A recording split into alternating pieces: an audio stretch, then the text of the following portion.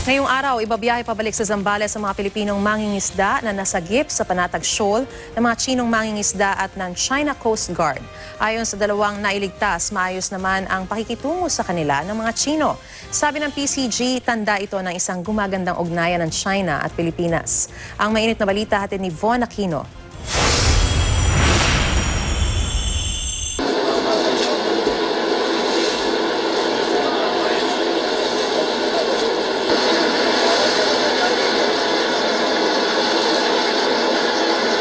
Ito ang aktual na video ng pag-turnover ng China Coast Guard sa dalawang Pilipinong mangingisdang nasagip nila sa Panatag Shoal noong November 28.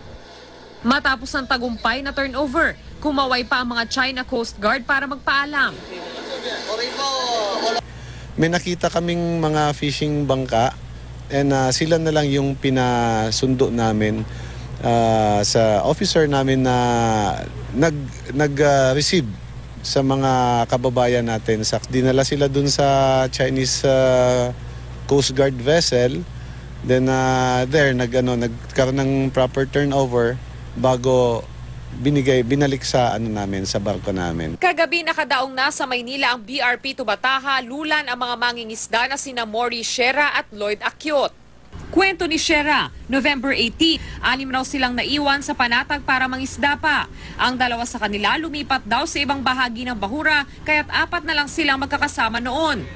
Between alas 2 to 3 in the morning, doon na nga nangyari yung hindi namin inasahan. Bumaliktad yung isang bangka sa harapan, yung medyo malaki. Tapos sunod-sunod na kami, pero tinitimanan ko pa rin, ma'am. Hanggang sa sumama na rin ako sa ilalim ng tubig. Hindi na raw niya nakita ang mga kasama maliban kay Akyot. Nakahawak daw si Shera sa bahagi ng nasirang bangka para lumutang.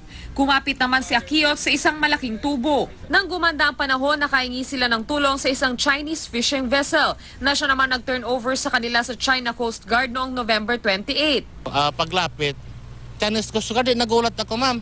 Why, sir, why? No problem, it's okay. No problem. O sige pala ako, sige diretso. Ang ganda ng trato sa amin naman.